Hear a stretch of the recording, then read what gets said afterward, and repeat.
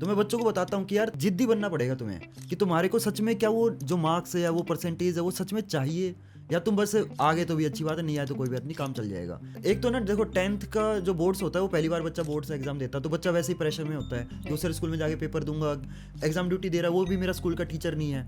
तो हम उसकी प्रॉब्लम समझते हैं, प्यार से उसको गाइड करते हैं, अपने ऊपर है ना कॉन्फिडेंस लूज मत कर, तू कर सकता है। बात बताइए, अगर एजुकेशन सिस्टम की बात किया जाए तो आपको क्या लगता है चीज़ें चेंज हो सकती? भैया आपके ना थंबनेल ठीक नहीं है, आपके थंबनेल इंप्रूव कर देंगे। मैंने नंबर दिया तो मैंने कॉल करा, तो आवाज़ से मेरे को लगा एक बच्चा है, तो मैंने पूछा कि कितनी एज है, बोला मैं 12 साल का हूँ। तो मैंने बोला कौन सी क्लास में हूँ, बोला 6th क्लास में हूँ, राजस्थान से हूँ। मैंने बोला कि फोटोशॉप आता है, बोला हाँ फोटोशॉप बहुत अच्छे से आता है। पहले जब मैं 12th क्लास में था या कॉलेज में था तो मेरे पेरेंट्स बोलते थे कि फ़ोन मत चला, फ़ोन मत चला। आजकल मेरे पेरेंट्स मेरे से ज़्यादा फ़ोन चलाते हैं। आजकल बच्चा स्पीकर पे वीडियो प्ले नहीं करता, ईयरफोन लगा के वीडियोस प्ले करता है। माइंडसेट कितना बड़ा रोल प्ले करता है। तो बायजूस के फेल होने का रीज़न क्या था? जो तुम्हें पता चलता है ना कि हम रॉकेट भेजते हैं, मून पे लैंडिंग होगी, चंद्रयान भेजा है, तो वो कितने टाइम में कब लैंड होगा, उसके अंदर भी ट्रिग्नोमेट्री है।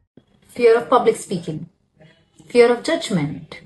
While you would want to own the room, influence the people and inspire them. After working with many leaders, entrepreneurs and even celebrities, I have seen that a lot of them always suffer public speaking or even facing camera. And you know why this happens? Because your mind, your subconscious mind keeps saying you that what if you'll be judged? What if you mess up? What if people will laugh? But here are 3 simple tricks or hacks, I call them, that can put you in a state of confidence. Number 1, reframe the thought that what if I mess up? 2, what if I inspire even one person at a time? Second, take a power pose. There is a science which says that power pose boosts confidence. And third, the breathing technique. Take a deep breath in for 4 seconds. Hold it for 4 seconds and release slowly at the count of 6 seconds. This helps you to calm your nerves, stop overthinking, and then you're ready to take action right away. Comment if you're ready to break free and become a confident influencer when it comes to public speaking. Share it with someone who needs it today.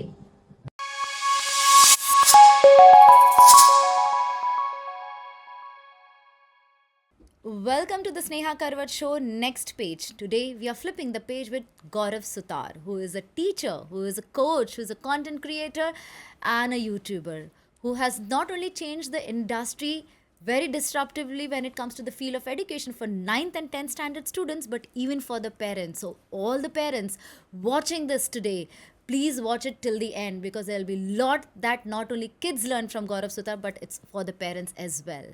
So welcome Gaurav Sutar. Thank you ma'am, इतना प्यारा introduction देने के लिए। 7 podcast they चुका हूँ मैं, इससे पहले इतना प्यारा इंट्रोडक्शन किसी ने नहीं दिया। थैंक यू वेरी मच, जो भी है दिल से है। नहीं बिल्कुल मैम।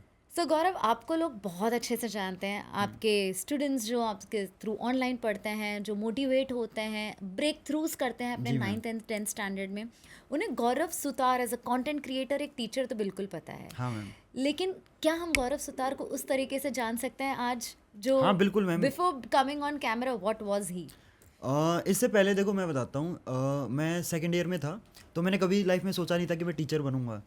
शायद ही कोई बच्चा सोचता है कि मैं बड़ा होकर टीचर बनूंगा, तो हम भी वैसे ही थे, कभी नहीं सोचा था कि टीचर बनेंगे। लेकिन सेकेंड ईयर में क्या हुआ कि पूरी दुनिया में कोरोना आ गया, लॉकडाउन लग गया हर जगह, तो सोचा कि यार हमारे अंदर क्या टैलेंट है। तो पेन पेपर उठाया मैंने, तो मैंने लिखा कि यार मेरे में क्या टैलेंट है। तो कमाल की बात यह है कि एक ही टैलेंट लिखा गया, दैट कि मैं क्लास 10th का टॉपर हूँ। तो मैंने सोचा यार मतलब होता है ना कि पहले क्या होता है ना, घर पे जब आप बैठे हो तो घर वाले बोल ले जा रहे हैं कुछ कर ले कुछ कर ले, स्टार्टिंग में तो आप ताने इग्नोर कर देते हो, बाद में क्या होता है वो ताने आपको दिल पे लगने लग जाते हैं कि यार बात तो ठीक ही कर रहे हैं, कुछ मतलब बात तो ठीक ही कह रहे हैं, मैं कुछ करता तो हूँ नहीं। तो मैंने सोचा कि क्या कर सकते हैं, तो इस टैलेंट को हम कैसे यूटिलाइज़ करें कि यार मैं उस टाइम 21 साल का था, मैंने सोचा कि यार मैं 21 साल का हो गया हूँ, इतना मतलब घर वालों ने इतना बड़ा कर दिया, क्या मैं इतना भी कैपेबल नहीं हूँ कि अपने पेरेंट्स को ऐसी सिचुएशन में हेल्प कर सकूँ। तो मैंने कहा चलो यार पढ़ाना शुरू करते हैं। तो उस टाइम इतना कॉन्फिडेंस भी नहीं होता था कि मैं किसी अकेडमी में या स्कूल में जाके ये पूछ लूँ कि वैकेंसी है क्या। तो मैं क्या करता था कि जितने भी हमारी कॉलोनी या एरिया के आसपास जितनी भी अकेडमीज़ थी, उन सब के ना जो बैनर होते हैं ना उसके फ़ोटो खींच लाता था मैं, घर पे लाके उनके फ़ोन करता था, ताकि यार बेइज्जती भी होगी तो फ़ोन पे ही होगी ना, सामने तो नहीं होगी। तो उनको फ़ोन कर रहा हूँ, तो हर जगह अप्लाई करा। तो 1 महीने के बाद एक जगह से मेरे को ऑफ़र आया कि आप काम करो। तो पहली जो जॉब होती है, पहली होती है यार, उससे मैटर ही नहीं करती कि क्या सैलरी है क्या कुछ है। तो पहली जॉब थी मेरी 300 rupees per month, per hour या पर डे नहीं था, पर मंथ। लेकिन वहाँ पे मैं 3 बच्चों को पढ़ाता था और मेरे को फील आने लग गया बच्चों को पढ़ा पढ़ा के कि यार मतलब है ना, स्टार्ट मैंने किया था मनी को माइंड में रख के कि पैसे कमाएंगे, लेकिन धीरे धीरे ना फिर आप है ना बच्चों से कनेक्ट करने लग जाते हो, आपको बच्चों की फीलिंग समझ में आने लग जाती है कि यार ये भी एग्जैक्टली वही फील कर रहे हैं जब मैं 9th या 10th क्लास में था और मैं फील करता था। तो मेरे को ना वो गैप फील करना था कि यार मेरे को एक सो कॉल्ड या एक नॉर्मल टीचर नहीं बनना, मेरे को भैया बनना है जो इनको सिर्फ सिलेबस की नॉलेज ना दे के बल्कि लाइफ में चीज़ें गाइड करे, क्योंकि मैं एज में इनसे बड़ा हूँ तो मैं इनको कुछ ऐसी चीज़ें भी बता सकता हूँ जो बाकी एक नॉर्मल टीचर नहीं बता पाएगा। तो वहाँ से मेरी जर्नी स्टार्ट हुई, फिर बच्चे बढ़ते गए, पहले कोचिंग में पढ़ाने लगा, फिर अपने पूरे शहर के सबसे बड़े स्कूल में मेरा मतलब वहाँ पे मैंने काम किया। तो मैं एक टाइम पे 2 स्कूल में पढ़ाता था। उसके बाद कुछ मतलब अच्छे काम भी किए मैंने। वेटर वाला काम है उसको, बहुत लोग हैं ना उसको अंडरमाइन करते हैं, पर मैं नहीं करता, तो अच्छा काम है वो। तो वो वाला काम भी किया मैंने। उसमें थोड़ा सा डर भी रहता था कि यार मैं 2 स्कूलों में पढ़ा रहा हूँ, तो अब शादी में अगर आप वेटर बन रहे हो तो कोई फैमिली, किसी बच्चे की फैमिली आ गई, कोई बच्चा आ गया तो पहचान लेगा, तो मतलब पोपट हो जाएगा सारा। तो चलो लकीली मैंने 45 शादियों में अटेंड करी, तो कहीं पे कोई मिले नहीं। कभी नहीं मिले। पर अब देखो क्या कमाल की बात, अब खुद भी बता देता हूँ मैं, कमाल की बात है। तो उसके बाद फिर एडटेक की स्टार्ट हुआ कि यार स्कूल में मैं पढ़ाता था अराउंड 500 स्टूडेंट्स को। अब 500 बच्चों से कनेक्ट करना मज़ा आने लग गया। मतलब जो चीज़ मैंने पैसे को माइंड में रख के शुरू करी थी, और वो चीज़ मतलब हॉबी बन गई, बच्चों से बात, पैशन बन गया। कभी सोचा नहीं था कि टीचर बन जाऊंगा। शुरू ऐसे किया था कि यार पैसा आ जाएगा, थोड़ा बहुत पॉकेट मनी निकल जाएगी, लेकिन फिर वो पैशन बन गया। यूट्यूब स्टार्ट करा। फिर यूट्यूब की जर्नी तो ऐसी है कि मतलब बच्चा ही गाइड करता है आपको। आप चाहे कितना भी एल्गोरिदम को चेज कर लो, ट्रेंड को चेज कर लो, इन द एंड बच्चा ही आपकी ऑडियंस है, बच्चा ही आपको गाइड करेगा। तो मैं ना हमेशा मैं किसी कॉम्पिटिटर को एनालाइज नहीं करता था कि यार वो क्या वीडियो डाल रहा है, उसकी ये वीडियो चलेगी तो मैं भी ये डाल देता हूँ, ऐसा नहीं किया मैंने। मैं क्या करता था कि बच्चा जो कमेंट्स में लिख रहा है कि भैया अगली वीडियो ये बनाना, और उस पर लाइक्स आते हैं, उस पर मेरे को दिख गया कि यार 100 लाइक है, तो बच्चा ये चाहता है, ये चीज़ डिमांड में है। चाहे बाकी क्रिएटर बना रहे नहीं बना रहे मेरे को मतलब नहीं है, मेरे को ये 100 बच्चे अगर मेरे से डिमांड कर रहे हैं तो मेरे को ये चीज़ देनी है। और वही चीज़ मैं फॉलो करता गया और आज तक मैं वही सेम चीज़ फॉलो करता हूँ। और उसकी वजह से कहते हैं ना कि अकेला चला था कारवा जुड़ता गया, तो वो वाली बात है। गौरव ये बताइए, 300 रुपये से जो आपने शुरू की थी जर्नी, 2 स्कूल में पढ़ाना, वेटर रहना, और आज एक यूट्यूबर, कंटेंट क्रिएटर, कोच बनकर, ये जर्नी आपने तय कैसे की बीच की? मैम काफ़ी अप्स एंड डाउन्स आए, ऐसा नहीं है कि बिल्कुल स्मूथ था। एक बार मेरा, मैं आपको बताता हूँ, 1 दिसंबर 2023, मेरे को एग्जैक्ट डेट भी याद है, उसी दिन मेरा 1 लाख सब्सक्राइबर कंप्लीट हुए थे। तो मैं उस टाइम है ना अनअकैडमी पे पढ़ाता था। मैं बच्चों को कॉन्ग्रेचुलेट कर रहा हूँ, क्योंकि 1 लाख सब्सक्राइबर ऐसा नहीं है कि एक दिन में हुआ है, वो 1.5 साल की जर्नी है। वो ऐसा लगता है कि आपने एक बच्चा पाला है, बिल्कुल रोज़ आप रिफ्रेश कर रहे हो यूट्यूब स्टूडियो, मेरे व्यूज़ कितने आ गए, कितने बच्चों ने सब्सक्राइब कर लिया, क्या कमेंट आ रहे हैं। तो 1.5 साल में मेरे 1 लाख सब्सक्राइबर हुए, और उसी दिन मेरा चैनल हैक हो जाता है। और मैं उस टाइम, और कब की कमाल की बात है, मैं जनरली ना जब भी क्लास लेता हूँ तो मैं अपने फ़ोन को साइलेंट करके उल्टा रख देता हूँ। उस दिन लकीली या अनलकीली फ़ोन सीधा था लेकिन साइलेंट था। तो मैं बच्चों को कॉन्ग्रेचुलेट कर रहा हूँ, यार तुम्हारी वजह से 1 लाख सब्सक्राइबर हो गए। मैं बहुत खुश था। मैं अपनी जो खुशी है या जो मैं दुखी होता हूँ मैं बच्चों के साथ शेयर करता हूँ। अगर मैं खुश हूँ, मैंने कोई अचीव करा है, तो मैं बच्चों को बताता हूँ। कुछ अगर कोई चीज़ वर्क नहीं कर रही वो भी मैं बच्चों को बता देता हूँ, पूरा ऑनेस्ट रहता हूँ। शायद यही रीज़न है कि बच्चे मेरे से कनेक्ट भी करते हैं। तो उसी दिन मेरा मतलब फ़ोन सामने रखा हुआ था, ठीक है, और मैं बच्चों को बता रहा हूँ कि, और वो वीडियो यूट्यूब पे अभी भी अवेलेबल है, मैं बच्चों को बता रहा हूँ कि मैं बहुत खुश हूँ। एकदम से मेरे फ़ोन पे ना नोटिफिकेशन आता है कि आपका जीमेल का पासवर्ड चेंज हो गया, और तुरंत आता है कि आपका recovery mail, recovery phone number change हो गया। और मैं मतलब देखता हूँ, मैं बच्चों को बताता हूँ कि रुक जाओ, एक कुछ अर्जेंट काम आ गया। बच्चे बोल रहे क्या हो गया क्या हो गया, लाइव चैट चल रही है। तो और मेरे पेरेंट्स भी है ना उस दिन क्लास देख रहे थे मेरी। तो मैं सेकंड फ्लोर पे मैंने बना रखा अपना स्टूडियो, तो वहाँ पे मैं क्लास लेता हूँ। नीचे मेरे पेरेंट्स भी मेरी क्लास देखते थे उस टाइम, अब तो मैंने मना कर दिया उनको, मत देखा करो यार, कोड हो जाता है। कि मैं जो चीज़ें बना रहा हूँ वो बच्चों के लिए बना रहा हूँ, आपको थोड़ा अजीब भी लगेंगी वो चीज़ें कि कैसी बातें कर रहा है। तो उस दिन मतलब हैक हो गया, तो मैं तुरंत वो क्लास वहीं पे बंद कर देता हूँ, शट डाउन। और मतलब मेरे एक्सप्रेशन चेंज हो जाते हैं, और वो वीडियो अभी भी यूट्यूब पे है, क्योंकि लाइव क्लास ले रहा था मैं उस टाइम। तो 1 हफ्ते तक मैंने मतलब इतना दुखी रहा, इतना परेशान रहा, लेकिन चलो बच्चों का मतलब सपोर्ट था, तो बच्चों के सपोर्ट की वजह से वो चैनल वापस आया। क्योंकि मैंने जब ट्विटर पे यूट्यूब को टैग करा तो बच्चों ने भाई साहब लाइन लगा दी और रीट्वीट करने की, मतलब एक दिन में ना 2000 रीट्वीट आ गए थे।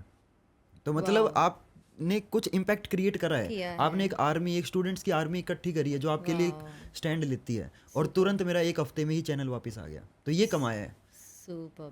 तो 300 रुपये से ये चीज़ बहुत बढ़िया है। बहुत बढ़िया है। सो आप फ्यूचर लीडर्स बना रहे हो जी मैम। एक तरीके से। हर कोई लीडर ही बनना चाहता है, कोई भी ये नहीं बोलेगा मैं तो एवरेज रह के रहना चाहता हूँ। तो आपने देखा होगा ना, there is something which is a difference between जो एक हाई परफॉर्मर या टॉपर ऑलरेडी होता है एक माइंडसेट वाला, और एक होता है जो स्ट्रगलिंग स्टूडेंट होता है। राइट। इन दोनों में डिफरेंस कैसे आप आइडेंटिफाई करवा पाते हैं एंड उस पर वर्क कैसे करते हैं? मैम मेरी जो फिलोसफी रही है, और ये चीज़ मैं अभी खुद पे भी अप्लाई करता हूँ, मैं जो बच्चों को बताता हूँ वो चीज़ मैं खुद भी अप्लाई करता हूँ, एक्सपेरिमेंट करता हूँ, उसके बाद बच्चों को बताता हूँ कि यार ये चीज़ मेरे लिए भी वर्क करी, तुम्हारे लिए भी डेफिनेटली वर्क करेगी। तो मेरा मानना ये है कि वो इंसान सक्सेसफुल नहीं होता जो हार्ड वर्क करता है, ना वो इंसान सक्सेसफुल होता है जो स्मार्ट वर्क करता है। वो इंसान सक्सेसफुल होता है जो हंग्री है, मतलब जिसको भूख है, क्योंकि where is a will there is a way. जब आपको प्यास लगेगी तो कंकड़ उठा के आप डाल ही दोगे, है ना। तो आपको अगर भूख है तो आप रास्ता अपने आप निकाल ही लोगे, चाहे जुगाड़ करो चाहे कुछ भी करो। मैंने भी तो जुगाड़ कर लिया ना। बहुत सारे मैं नए नए क्रिएटर देखता हूँ जो जुगाड़ करते हैं, मैं आज भी उनसे कनेक्ट करता हूँ, उनसे बातें करता हूँ, तो उनसे भी सीखने को मिलता है, उनमें मेरे को पुराना गौरव दिखता है। तो मैं बच्चों को बताता हूँ कि यार तुम्हारे अंदर है ना झील कितनी है, कि मतलब तुम मतलब जिद्दी बनना पड़ेगा तुम्हें, कि तुम्हारे को सच में क्या वो जो मार्क्स है या वो परसेंटेज है वो सच में चाहिए, या तुम बस खुद को एक मतलब वो बता रहे हो कि आगे तो भी अच्छी बात है, नहीं आए तो कोई बात नहीं, काम चल जाएगा। लेकिन अगर आप हंग्री हो ना, अगर आपको करना है तो आप डेफिनेटली जुगाड़ करके कुछ ना कुछ कर ही लोगे। स्टे हंग्री स्टे फुलिश, हाँ है ना? बिल्कुल। जो there is a book also, stay hungry stay thanks foolish. मेरे को रेकमेंड करने के लिए, मैं डेफिनेटली पढ़ूंगा। ये नई हॉबी स्टार्ट करी है मैंने, बुक्स पढ़ना। हाँ, मुझे पता है इस बारे में। मैंने बताया था आपको, दिखाई थी बुक्स। या सो अभी तक आपने कोई बुक फिनिश की कि?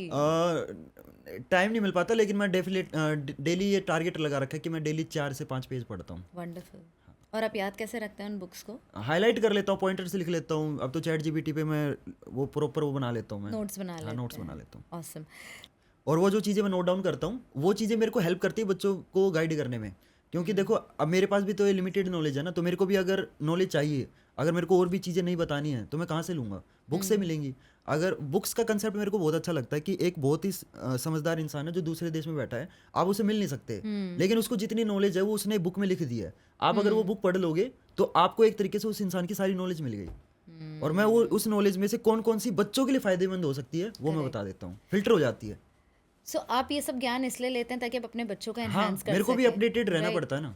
अब मुझे बताइए, parents 9th and 10th standard के स्टूडेंट, पेरेंट्स हो या दूसरे टीचर्स, वो क्या मिथ रखते हैं जो हमें बर्स्ट करने की ज़रूरत है आज के तारीख में? आजकल जो पेरेंट्स है ना, एक तो दो चीजें हैं कि एक तो है ना पेरेंट्स में क्या होता है कि जो वो सपने खुद पूरे नहीं कर पाए वो चाहते हैं कि मेरे बच्चों के थ्रू मैं वो सपने पूरे कर दूं। बिल्कुल। तो वो पीयर प्रेशर बहुत रहता है बच्चों के ऊपर कि यार बच्चे मतलब एक तो हालांकि अब ये चीज़ तो कम हो गई 3 इडियट्स मूवी के आने के बाद, कि होता है ना कि डॉक्टर का बेटा डॉक्टर बनेगा, इंजीनियर का बेटा इंजीनियर बनेगा, और पेरेंट्स को लगता है कि इसी फील्ड में पैसा है, कोई और प्रोफेशन में वो जाने नहीं देना चाहता। आजकल तो हालांकि मैं ये चीज़ देख के खुश होता हूँ कि बहुत सारे यंग क्रिएटर जो 10th में बच्चा है 9th में बच्चा है वो स्टडी व्लॉग्स वाली वीडियोज़ बना के काफ़ी एक अपनी हॉबी क्रिएट कर रहा है। तो मैं पेरेंट्स को ये सजेस्ट करूंगा कि यार ठीक है, एक ट्रेडिशनल जो पाथ फॉलो होता है वो तो करना ही है बच्चे को, कि भाई 10th करनी है, 12th करनी है, ग्रेजुएशन करनी है, वो तो फॉलो करना ही है। लेकिन साथ में अगर बच्चे की कोई हॉबी है या उसको कुछ चीज़ें पसंद है, इंटरेस्ट है, तो आप उसमें भी सपोर्ट करो। ऐसे नहीं होना चाहिए कि यार आपको कुछ अपनी लाइफ में करना था, आप नहीं कर पाए किसी रीज़न की वजह से, यार मेरा बच्चा मेरे सपने अपने थ्रू पूरे करे। आपको लगता है ये दूसरी पैशन वाली जो चीज़ें होती है, जो आज खुद भी एक करियर बन चुके हैं, काफ़ी चीज़ें करियर बन चुके हैं, बट उनकी वजह से भी बच्चों की पढ़ाई में अच्छा इम्पैक्ट आता है? बिल्कुल आता है। मैं देखता हूँ बहुत सारे बच्चे हैं ना को करिकुलर एक्टिविटीज़ करते हैं। जब आप यूट्यूब चैनल स्टार्ट करते हो, बहुत मैं तो बच्चों को भी रिकमेंड करता हूँ कि तुम भी यूट्यूब चैनल स्टार्ट करो।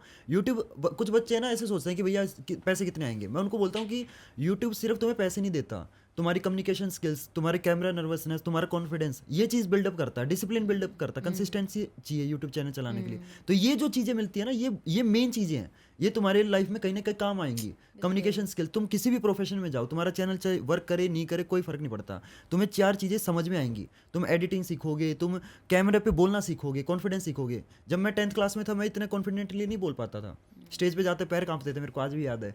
होता है ना स्टेज पे जाते हैं तो कुछ अलग अलग सेट होते हैं, तो मैं सबसे छोटा सेट होता है थॉट ऑफ द डे, वो पढ़ता था कि 2 मिनट में ख़त्म हो जाएगा। तो मैं शायद मेरे को वो चीज़ें कोई गाइड कर देता तो मैं मतलब ठीक है जहाँ पे हैं, लेकिन हाँ मतलब गाइड कर देता तो चीज़ें थोड़ी फास्ट अप हो जाती। तो आप अपने तरीके से 9th-10th स्टैंडर्ड के स्टूडेंट को कैसे मोटिवेट करते हैं? मोटिवेशन मेरे को ऐसा लगता है कि यार मोटिवेशनल वीडियो देखने से मोटिवेशन नहीं आता। आप 4 दिन मोटिवेशन देखोगे, मतलब 4 दिन आपने लगातार मोटिवेशनल वीडियो देख ली। मोटिवेशनल वीडियो मैं भी क्रिएट करता हूँ, उसका फंडा क्या रहता है, ऑडियंस है ना जब मोटिवेशनल वीडियो देखती है ना, तो उनको वीडियो देखने से ये लग जाता है कि मैंने अचीव कर लिया है। उनको ये फीलिंग आ जाती है कि मैंने वीडियो देख लिया तो मेरा काम हो गया, बट एक्चुअली में बस आपने वीडियो देखी, वो आपके दिमाग में वो चीज़ हुई है, रियल लाइफ में आपको एग्जीक्यूट करनी पड़ेगी, है ना। तो मोटिवेशन वीडियो देखने से कुछ नहीं होता, 4 दिन मोटिवेशन रहता है। इन द एंड जो सबसे मेन चीज़ मैटर करती है दैट इज़ डिसिप्लिन। चाहे आपका मन करे पढ़ने का ना करे, आपने सोच लिया कि मैं रोज 1 से 1.5 घंटा पढ़ूंगा, तो बस वो डिसिप्लिन मेन है, वही आपको आगे लेके जाएगा। मोटिवेशन अंदर से आएगा और डिसिप्लिन ही आपको मोटिवेट करेगा। So, तो हैबिट बनाओ भाई। सो डिसिप्लिन से मोटिवेशन हाँ। आती है। सो डिसिप्लिन से मोटिवेशन आती है, लेकिन कुछ पेरेंट्स होते हैं जो कॉन्स्टेंटली बच्चों को ना ये फील करवाता है इट्स 9th स्टैंडर्ड, इट्स हाँ। 10th स्टैंडर्ड, आपको बहुत पढ़ना है, आपको पूरे दिन पढ़ना चाहिए, आपको 18 घंटे अपने देने चाहिए। ये तो हमारी तो- फील्ड में भी बहुत होता है वैसे। तो डिसिप्लिन तो है, बट कहीं ना कहीं इस वजह से बच्चा मोटिवेशन लूज करता है, क्योंकि फियर इम्पैक्ट करने बहुत लगता बहुत है। बड़ा फियर है। और इसमें ना बहुत सारे क्रिएटर भी बोलते हैं कि 16-16 घंटे पढ़ो, तुम 16 घंटे नहीं पढ़ रहे तो तुम्हारा कुछ नहीं होगा, बट ऐसा एक्चुअली में नहीं है।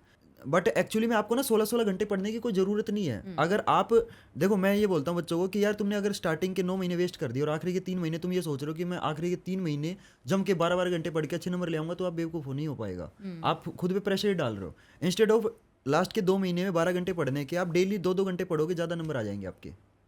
तो आपको ये नहीं सोचना कि मैं बहुत ज़्यादा मेहनत करूंगा, आपको ये सोचना कि डेली थोड़ी थोड़ी मेहनत करूंगा, वो ज़्यादा मैटर करती तो है। ऐसे केसेस में पेरेंट्स को कैसे मोटिवेट करना चाहिए पेरेंट्स बच्चों को? एक तो ना देखो, 10th का जो बोर्ड्स होता है वो पहली बार बच्चा बोर्ड से एग्जाम देता है, तो बच्चा वैसे ही प्रेशर में होता है, दूसरे स्कूल में जाके पेपर दूंगा, स्कूल के टीचर ने पेपर नहीं बनाया, स्कूल का टीचर पेपर चेक नहीं करेगा, जो एग्जाम ड्यूटी दे रहा है वो भी मेरा स्कूल का टीचर नहीं है, अलग माहौल है, नया स्कूल है, वहाँ पे और भी अलग अलग स्कूलों के बच्चे आएंगे, तो वो तो एक अलग प्रेशर में होता है। और वहीं पे पेरेंट्स भी थोड़ा हाइप अप कर देते हैं चीज़ें। बट जब वो बच्चा खुद बोर्ड एग्जाम देने जाता है ना, पहला जब देने जाता है, तो उसको समझ में आता है यार पूरे साल मेरे को तो बेवकूफ़ बनाया जा रहा था, ऐसा तो जितना हुआ बना रहे थे इतना तो कुछ है ही नहीं। तो पेरेंट्स को ये चीज़ समझनी चाहिए कि यार आपके बच्चे का पोटेंशियल आपको पता होना चाहिए कि मेरा बच्चा क्या कर सकता है। इंस्टेड ऑफ आप उसको ना थोड़ा गाइड करो, इंस्टेड ऑफ प्रेशराइज करने के। प्रेशर में तो कुछ भी चीज़ें आउटपुट निकलेगा ही नहीं। सो गौरव, आपके पास कोई ऐसे स्टूडेंट की जर्नी है जिसमें वो काफ़ी फियरफुल थे, बहुत है काफ़ी मैम। स्ट्रेसफुल थे, और सडनली फ्लाइंग कलर्स से पास हो गए 9th and 10th standard? Suddenly तो नहीं होता, मैं बताता हूँ। मतलब बच्चे के अंदर है ना वो होती है मोटिवेशन, वो छुपी होती है, वो करना चाहता है, बस उसको बाहर निकालने वाला बंदा चाहिए। तो ऐसा एक भी बच्चा नहीं है जो मेरे को ये बोल दे कि मेरे को अच्छे नंबर नहीं लाने। अच्छे नंबर तो हर कोई लाना चाहता है, कोई भी पेरेंट्स ये नहीं बोलेगा कि मैं चाहता हूँ मेरे बच्चे के खराब नंबर आ जाए, कोई नहीं चाहता।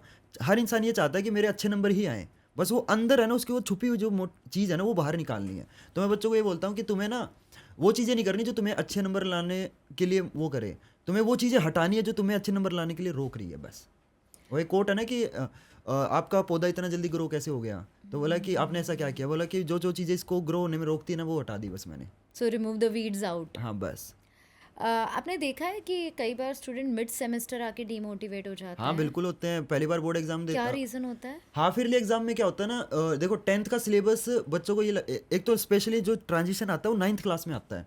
8th में क्या होता है कि जो एनसीईआरटी बुक है उसी में जो क्वेश्चन है वही सेम क्वेश्चन पेपर में आएगा, स्टेटमेंट तक चेंज नहीं होती। 9th क्लास में चीज़ें प्रैक्टिकल हो जाती हैं कि आपने अगर चैप्टर नहीं समझा, अगर आपको कंसेप्ट नहीं आता, अगर आप रटोगे तो आपके अच्छे नंबर नहीं आएंगे। वो पहला ट्रांजिशन होता है। फिर 10th में चीज़ें और एनहेंस हो जाती हैं। आपको ऐसा नहीं है कि एनसीईआरटी बुक में जो क्वेश्चन लिखे हुए हैं वही पेपर में आने वाले, ऐसा नहीं होगा। इंस्टेड आपको चैप्टर समझना पड़ेगा, कंसेप्ट समझना पड़ेगा, और उस कंसेप्ट से रिलेटेड आपकी थिंकिंग स्किल को टेस्ट करने के लिए एक अलग टाइप का क्वेश्चन बनाया जाता है। तो बच्चे को कंसेप्ट समझना पड़ेगा। और दिक्कत क्या होती है, जब वो पहली बार हाफ ईयरली एग्जाम देता है, फिर वो तो ये सोचता है कि यार मेरे को तो रटना है, मेरे को टीचर ने जो जो आंसर लिखवा दिए वही मैं रट लूँगा और मैं वही दे के पेपर में लिख के आ जाऊँगा। बट ऐसा होता नहीं है। तो फिर उसके नंबर कम आते हैं और फिर वहाँ पे वो डिमोटिवेट हो जाता है। और फिर वहाँ पे हम थोड़ा बच्चों को गाइड करते हैं कि भाई हाफ ईयरली के नंबर तेरे नहीं जुड़ने वाले फाइनल एग्जाम में, और अभी भी तू मतलब मेहनत करके अच्छे नंबर ला सकता है। और तेरे को वो लाते हैं बच्चे? बिल्कुल आते हैं इतने। मतलब पिछले साल एक लड़की थी प्रिया नाम की, झारखंड से थी वो, तो उसके ना हाफ ईयरली में शायद 55 या 59% आए थे। और मैं ये नहीं बोलूँगा कि एकदम से 95 आ गए, ऐसे नहीं हुआ उसके, लेकिन हाँ 89% आए थे। तो वो मेरे लिए बहुत बड़ा जंप है कि मतलब 6 महीने में अगर कोई बच्चा 59 से 89 पे पहुंच रहा है तो बहुत बड़ा जंप है उसके लिए।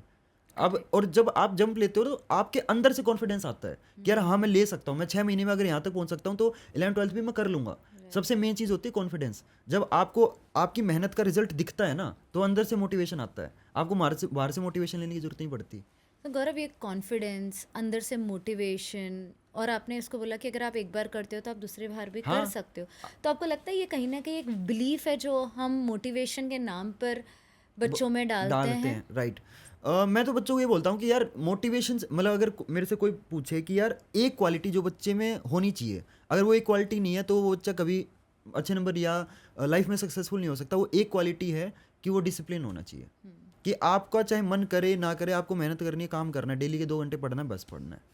डिसिप्लिन पे तो हम आएंगे वापस, लेकिन मुझे ये बताइए, जो मिड सेमेस्टर बच्चे डीमोटिवेट हो जाते हैं, एज अ टीचर तो आप अपना रोल प्ले कर रहे हैं, बट पेरेंट्स तो फर्स्ट टीचर होते हैं ना उनके हाँ, घर में, बिल्कुल। जो दिन रात है उनके साथ, उनको क्या करना चाहिए ऐसे एक केस तो में? है ना, पेरेंट्स को जब दिखता है ना कि यार इसके तो हाफ ईयरली में अच्छे नंबर नहीं आए, ये तो 6 महीने तो इसके वेस्ट हो गए, तो वो क्या करते हैं, उसकी स्ट्रेटजी चेंज कर देते हैं, जो कि अच्छी चीज़ है। लेकिन पेरेंट्स को राइट स्ट्रेटजी पता नहीं होती, क्योंकि पेरेंट्स को सिलेबस नहीं पता ना। पेरेंट्स को बस ये दिखता है कि इसने 6 महीने वेस्ट कर दिए, इसने कुछ नहीं करा। अब ये नहीं पता कि इसने पढ़ाई करी है, लेकिन जिस तरीके का पेपर बनता है शायद इसने पेपर के हिसाब से पढ़ाई नहीं करी। तो हम बच्चे को पेपर के हिसाब से पढ़ना सिखाते हैं कि पेपर में क्वेश्चन किस टाइप के आते हैं, किस टाइप की चीज़ें इंपॉर्टेंट है, किस टाइप की चीज़ें आपको नहीं पढ़नी, वो आपके टाइम वेस्ट चीज़ है, वो हम बच्चों को गाइड करते हैं। अब ये चीज़ पेरेंट्स को नहीं पता। ये राइट स्ट्रैटेजी कैसे समझ में आएगी? हम अब देखो, हमें इतना टाइम हो गया, मैं खुद 10th का टॉपर रह चुका हूँ, मेरे खुद 10th में 100% मैंने स्कोर करे थे, 12th में थोड़े से कम आ गए थे, 98.6 आए थे। 2% छूट गए। हाँ, 1.4 केमिस्ट्री की To वजह से be छूट गए। precise, 1.4, yeah. तो केमिस्ट्री में थोड़े से नंबर कम आ गए, हालांकि मेरे को अप्लाई करना चाहिए था, पर चलो कोई नहीं, मतलब हो जाता है कि ठीक है, इतने भी बहुत है। तो मेरे खुद मतलब अच्छे नंबर आए हुए हैं, तो मेरे को पता है वो चीज़ कि कैसे अचीव करने होते हैं नंबर। और मेरे को 7 साल हो गए बच्चों को गाइड करते हुए, पढ़ाते हुए, तो अब मेरे को एग्जैक्ट पता है ना, इतने साल पेपर हम एनालाइज करते हैं, इतने पिछले साल के कौन से ऐसे क्वेश्चन है जो मोस्ट रिपीटेड है, तो हम बच्चे को बताते हैं कि अगर तेरे पास कम टाइम है तो तू पहले ये वाले क्वेश्चन कर ले। अगर तो इतना 80-20 रूल होता है एक, कि आपका 80% पेपर 20% सिलेबस से बनता है, तो हम बच्चे को पहले वो 20% सिलेबस बताते हैं कि ये करना है, ठीक है। इतना करने से उसके एकदम ना मार्क्स में बूस्टअप आ जाता है, और वहीं पे कॉन्फिडेंस उसका बूस्टअप हो गया, कॉन्फिडेंस आ गया। कॉन्फिडेंस ही तो मेन है, कॉन्फिडेंस ही तो जगाना है। डिमोटिवेशन क्या है कि कॉन्फिडेंस लो हो गया ना उसका, कि भैया मैंने तो मेहनत करी थी, मेरे तो नंबर नहीं आए। पहला क्वेश्चन यही होता है, भैया मैंने तो पढ़ा था। एक भी बच्चा ये नहीं बोलता कि मैं नहीं पढ़ा तो नंबर नहीं आए। हर भैया मैंने तो मेहनत करी थी, नंबर नहीं आए, क्या करूँ? तो पहले ये दिखाना कि तू ये 20% सिलेबस कर ले, अगर नंबर ना आए तो बता दियो। नंबर आते हैं, अगर उसके 20% भी सिलेबस करने से 20% भी इंप्रूव हो रहे हैं ना, वो बच्चा अगले दिन आके बोलेगा भैया आगे की चीज़ क्या पढ़ूँ। कॉन्फिडेंस बूस्ट करना उसको, जब आदमी मेहनत करके उसको रिजल्ट दिखता है ना, तो वो चीज़ मेन है। डिसिप्लिन में पेरेंट्स कैसे पार्टिसिपेट कर सकते हैं बच्चों को डिसिप्लिन करने पेरेंट्स के लिए? बस इतना कर ले कि वो बच्चे से ना रोज उससे ना बैठ के बातें कर ले कि बेटा तूने आज कितना पढ़ा, बस तूने आज पढ़ा कि नहीं पढ़ा, इतना भी पूछ लो बहुत है। इतना ही पूछना है, इससे ज़्यादा आपको अगर ज़्यादा डिटेल में जाओगे ना, बच्चा फिर आप पेरेंट्स को सारी चीज़ें बताता नहीं है। मेरे साथ है ना बच्चा, मैं बच्चे को एज ए टीचर कभी गाइड नहीं करता, मैं एज ए बड़ा भाई बन के उसको गाइड करता हूँ कि, और बच्चा ना सिर्फ सिलेबस की चीज़ें मेरे से नहीं पूछता, आउट ऑफ सिलेबस भी काफ़ी चीज़ें बच्चा मेरे से पूछता है कि भैया मेरा ब्रेकअप हो गया, ये हो गया, वो हो गया, ऐसी चीज़ें भी आती हैं। तो भैया मेरा मन नहीं लग रहा पढ़ने में। अब ये भैया मेरा मन नहीं लग रहा पढ़ने में, ये पेरेंट्स को नहीं बोल सकता वो चीज़। उसको पता है कि पेरेंट्स को जाके बोल देंगे, जवाब ये आएगा कि क्यों नहीं मन लग रहा, हम तो तेरे पे पैसा लगा रहे हैं, राइट। तो वो बच्चा हमें वो अपने दिल की बातें बता पाता है। तो हम बच्चे को बिल्कुल जेन्युइन तरीके से गाइड करते हैं, उसकी प्रॉब्लम समझते हैं, उसके साथ 1 घंटा बात करते हैं। तो 15 मिनट वो भी हमारे साथ है ना फॉर्मली रहता है, 15 मिनट के बाद वो खुलने लग जाता है हमारे साथ। तो हम उसकी प्रॉब्लम समझते हैं और उसको प्यार से टैकल करते हैं, प्यार से उसको गाइड करते हैं कि तू अपने ऊपर है ना कॉन्फिडेंस लूज मत कर, तू कर सकता है। बस उसको ना बच्चे को एक ऐसा बंदा चाहिए, कि ऐसा इंसान चाहिए जो उसको ये बता दे कि तू कर सकता है।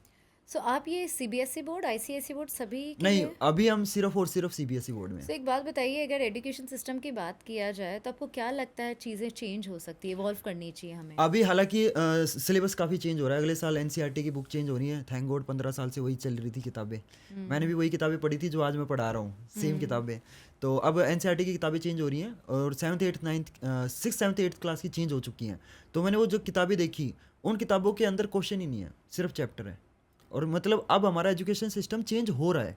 पहले बातें होती थी कि चेंज क्या करना चाहिए, पर एक्चुअली में चेंज हो रहा है। अब चीज़ें ना प्रैक्टिकल अप्रोच की तरफ जा रही हैं, कि भाई आपको ना सिर्फ पेपर में अच्छे नंबर लाने के लिए नहीं पढ़ना। अगर आपको चैप्टर नहीं समझ में आया तो आप स्ट्रेट स्मार्ट नहीं बन पाओगे ना। आपको वो चीज़ें मतलब रियल वर्ल्ड में कैसे वर्क करती हैं, अगर आपके बस रटोगे कि भाई ट्रिग्नोमेट्री तो मेरी लाइफ में कभी काम आएगी नहीं, अगर आप ये सोचोगे तो आप तो फिर क्वेश्चन सोल्व करने पे फोकस करोगे कि मेरे को नंबर लाने के लिए पढ़ना है। करेक्ट। तो मेरे को लगता है कि ये जो वैसे तो हो भी रही है, प्रैक्टिकल अप्रोच की तरफ चीज़ें जा भी रही है, तो ये अच्छी चीज़ हो रही है। तो जो चीज़ें रिक्वायर्ड थी मेरे को लगता है हो रही है, बाकी तो क्या होना चाहिए वो नई किताबें आने के बाद ही बता पाएंगे। अच्छा, वेल, वेरी वेल फ्रेम्ड। चलिए हम इसको रीफ्रेम करते हैं। अगर आपको एजुकेशन मिनिस्टर की पदवी दिया जाए फॉर कमिंग ईयर, तो आप क्या क्या चेंजेस करना चाहेंगे? प्लीज़ पहले तो वोट देना तभी बनोगे आप। तभी बनेंगे। तो क्या क्या चेंजेस करने चाहिए? मैं तो ना पूरा गुरुकुल वाला सिस्टम लेके आऊँगा पहले तो, कि जो हमारी भारतीय संस्कृति है वो मेरे को लग रहा है Lost हो गई है। लॉस्ट हो गई है। अगर आप देखोगे जो पुराने ज़माने में जब गुरु होते थे, वो गुरु दक्षिणा मिलती थी, है ना उनको। एकलव्य मेरा फेवरेट कैरेक्टर है महाभारत का, कि उसको मतलब वो गुरु मिले नहीं, फिर भी उसने फोटो लगा के भी चीज़ें सीख ली। कितनी बड़ी चीज़ है। तो मेरे को लगता है कि अगर मेरे को बना दिया जाए, थैंक टचवुड ठीक है, तो डेफिनेटली मैं क्या चेंज करूँगा कि मैं प्रैक्टिकल अप्रोच और रियल लाइफ बेस्ड चीज़ों पे अगर आप देखोगे हमारे सिलेबस के अंदर बहुत सारी ऐसी चीज़ें हैं जो रियल लाइफ में वर्क नहीं करती। पहला बच्चा ना मेरे से यही क्वेश्चन पूछता है कि भैया ये जो ट्रिग्नोमेट्री अल्फा बीटा गामा आप हमारे को पढ़ा रहे हो, ये कहाँ काम आएगा? रियल लाइफ में तो ये इंटरव्यू में तो ये चीज़ें कोई पूछता ही नहीं है। तो मैं वो चीज़ें डालूंगा जो रियल लाइफ में काम आती हैं। जैसे अगर आप मैं देखता हूँ बहुत सारे बच्चे हैं ना फ्रीलांसिंग करते हैं, 10th 12th क्लास से स्टार्ट कर देते हैं। ओके। एक बच्चा मेरे को मिला था, ये बात है लास्ट मंथ की, तो उसने मेरे को मेल लिखा कि भैया आपकी ना एडिटिंग ठीक नहीं है, आपकी ना एडिटिंग इंप्रूव कर देंगे। भैया आपके ना थंबनेल ठीक नहीं है, आपके थंबनेल इंप्रूव कर देंगे। मैंने नंबर दिया, तो मैंने कॉल करा, तो आवाज़ से मेरे को लगा एक बच्चा है। तो मैंने पूछा कि कितनी एज है? बोला मैं 12 साल का हूँ। तो मैंने बोला कौन सी क्लास में हूँ? बोला 6th क्लास में हूँ, राजस्थान से हूँ। मैंने बोला कि फ़ोटोशॉप आता है? बोला हाँ फ़ोटोशॉप बहुत अच्छे से आता है। तो फ़ोटोशॉप मेरे को बहुत अच्छे से आता है, और मेरी बहन 9th क्लास में, वो एडिटिंग करती है, मैं थंबनेल बनाता हूँ। मतलब उस बच्चे को 6th क्लास में ये चीज़ें पता है कि आगे जाके ये करियर बन सकती है। हाँ। राइट। तो मैं बच्चों को ना सिलेबस के अंदर वो चीज़ें भी डालूंगा जो आगे जाके वो जिस करियर में जाना चाहें। देखो मैं आपको बताता हूँ, 12 साल आप स्कूल में रहते हो, 1st से 12th क्लास तक, ज़्यादा ही रहते हो, 15 साल रहते हो। इतने साल आप स्कूल में रहते हो। अगर 12 साल आपको ये बोल दिया जाए कि आप गिटार बजाओ, 12 साल के बाद में आपसे बेटर गिटार कोई नहीं बजा सकता। अगर आप 12 साल कोई चीज़ करोगे तो उसके बाद जब निकलोगे तो वो आप तो मतलब वर्ल्ड के टॉप 5% में तो आ ही जाओगे। लेकिन आप 12 साल स्कूल में आप डालते हो, और उसके बाद क्या निकलता है? एक डिग्री, और उसकी आज के टाइम पे तो कोई वैल्यू भी नहीं है। इन द एंड मार्केट में या कहीं भी आप जाते हो तो आपकी स्किल पूछी जाती है। तो मैं सिलेबस के अंदर सिर्फ वो चीज़ें हटा दूंगा जो रियल लाइफ से में काम नहीं आती, और वो चीज़ें डालूंगा जो रियल लाइफ में काम आती है। और प्रैक्टिकल अप्रोच कि यार वो मतलब आपकी प्लेसमेंट 12th क्लास के बाद ही लगनी स्टार्ट हो जाए। आपको कॉलेज के बाद प्लेसमेंट के लिए वेट ना करना पड़े, कि 12th मतलब 12 साल आपने वो चीज़ें पढ़ी जो आपको एक करियर दे सकती है, प्रोमिसिंग करियर दे सकती है। तो मैं चाहूँगा कि 12वीं क्लास के बाद ही बच्चे को प्लेसमेंट लग जाए, ऐसा कुछ सिस्टम बनाया जाए उसको कॉलेज में 3-4 साल और वेस्ट ना करने पड़े। अब आपने जो प्लेसमेंट की बात ही की है, तो लेट्स टॉक अबाउट कि 9th 10th के बाद हमें तो पहले जैसा था कि आपने क्या लिया, आर्ट्स लिया, हाँ, कॉमर्स लिया, साइंस लिया, और एक वो तो टायर बना रखे कि सबसे नीचे तो आर्ट्स है, फिर Arts है। कॉमर्स है, फिर नॉन मेडिकल साइंस मतलब टॉप, भले आपकी कैपेबिलिटी ना हो, बट आपके पेरेंट्स प्रेशर दे रहे हैं आपको कि आपके फ्रेंड्स ले रहे हैं तो मैं भी साइंस ले लेता हूँ या मैं कॉमर्स ले लेता हूँ। तो ये जो फील्ड सिलेक्शन की जब बात आती है, वो कितना इम्पोर्टेंट है बच्चे को? बहुत इंपॉर्टेंट है। ऐसे ऐसे केस आते हैं, भैया मेरी गर्लफ्रेंड ने ना साइंस ले ली, मेरा मन कॉमर्स का, क्या करूँ? सच्चे ये मेल आते हैं मेरे को कि भैया मैं क्या करूँ, हमारा तो ब्रेकअप हो जाएगा, वो तो दूसरे क्लास में रूम में बैठने लग जाएगी।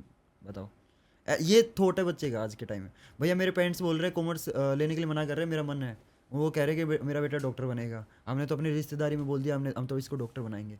बताओ भैया मेरा दोस्त है, मेरा बेस्ट फ्रेंड है, वो आर्ट्स में जा रहा है और हमारी दोस्ती टूट जाएगी। तो मैं बच्चों को यही बताता हूँ, अभी तो वैसे 10th के रिजल्ट आए हैं तो बच्चे स्ट्रीम सिलेक्शन कर ही रहे हैं, तो मैं बच्चों को यही बताता हूँ कि यार ये जो दोस्ती यारी है ना, ये एक तो गर्लफ्रेंड बॉयफ्रेंड, एक तो तुम इतने कम उम्र में पता नहीं कैसे बना लेते हो तो एक तो बच्चों को ये बोलता हूँ कि यार ये चीज़ है ना, मतलब दोस्त बनते रहते हैं। उनको एक तो ये समझ नहीं आता, उनको ये लगता है कि जो स्कूल में दोस्त बन गए वो लाइफ टाइम रहेंगे, बट ऐसा नहीं होता। हर दौरान आपके स्कूल मतलब दोस्त बदलते रहते हैं। कॉलेज में आपके अलग दोस्त बनेंगे, जब आप किसी कंपनी में काम करोगे वहाँ अलग दोस्त बनेंगे। एक दोस्त आपका हो सकता है कि एक या दो दोस्त जो आपके लंगोटिया यार है, जो आपके आसपास रहते हैं, वो शायद टिक जाएं। लेकिन अगर आप किसी दोस्त को देख के स्ट्रीम सिलेक्शन ले रहे हो ना, कल को तो आपको आपके खर्चे आपको ही उठाने हैं, आपका दोस्त थोड़ी उठाएगा, है ना। और आपके पेरेंट्स कब तक आपके खर्चे उठाएंगे? तो इन द एंड आपको चूज करना पड़ेगा आपका इंटरेस्ट किस में है। और बहुत सारे बच्चों को ना ये होता है कि भैया हमें पता ही नहीं हमारा इंटरेस्ट किस चीज़ में है, तो उनको बोलते हैं कि एक काम करो, ऑनलाइन पे जाके यूट्यूब पे जाके तीनों स्ट्रीम के एक एक चैप्टर के लेक्चर देख लो। आपका क्या गया? कुछ नहीं गया, 3 दिन लगे, लेकिन अब आपको पता चल जाएगा कि आपको किस स्ट्रीम के चैप्टर समझ में आ रहे हैं, वहाँ से आप चूज कर लो।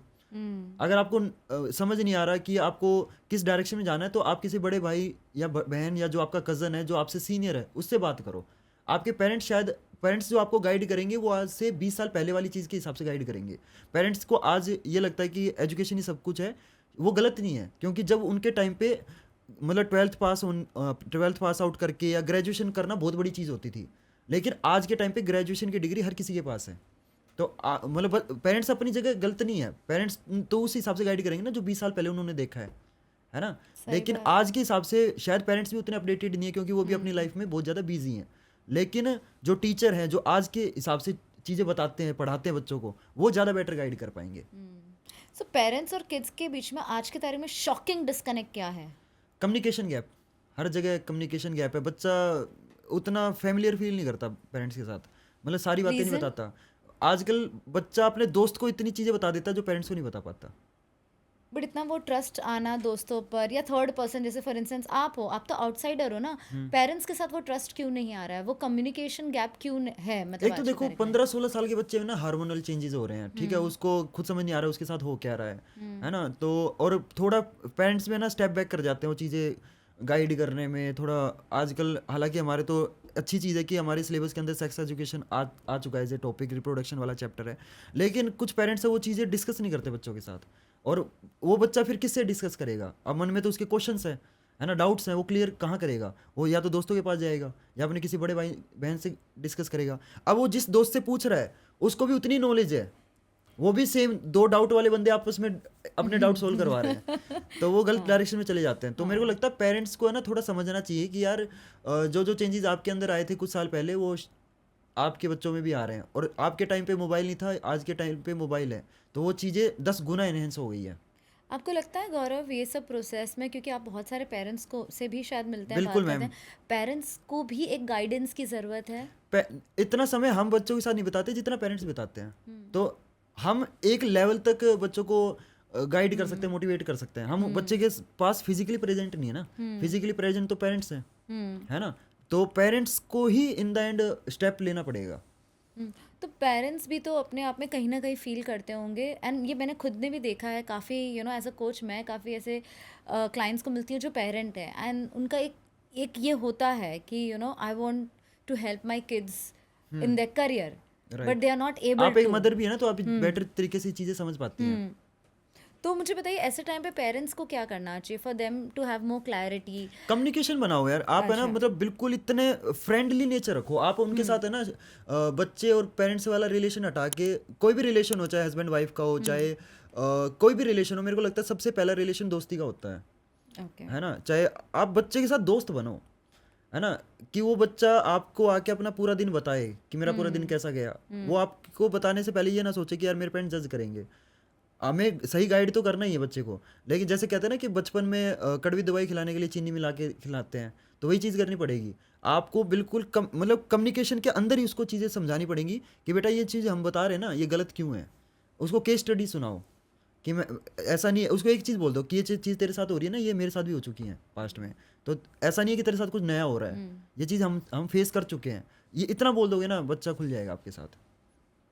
आई थिंक ये बात बहुत सही बोल रहे हो आप। हालांकि मैं पेरेंट नहीं हूँ तो आप बेटर समझ पाएंगे। नहीं, बट आप एक टीचर हैं जो बहुत सारे स्टूडेंट के हैं, तो you keep playing the role हमारे ऑफ पास अ बहुत सारा पेरेंट। डाटा आता है, तो उसके बेसिस पे हम देख पाते हैं चीज़ें। राइट, एंड मैं as a mother I completely मैं रिलेट कर पा रही हूँ आप जो बोल रहे हो, क्योंकि कई बार मैं कुछ चीज़ें ऐसे करती हूँ जो मैं अपनी बेटी को मना कर रही हूँ, बट मैं उसे बता देती हूँ कि देखो मैं कर रही हूँ, ये मैं सही नहीं कर रही हूँ। हाँ वो मुझे जैसे कभी पूछती मम्मी मैं चाय क्यों नहीं पी सकती, मैंने बोला बेटा मैं चाय पी रही हूँ, सच बताऊँ तो ये अच्छी चीज़ नहीं है, बट अब मुझे आदत लगी है, तुम अपनी आदत मत राइट, बनाओ। हाँ ये है।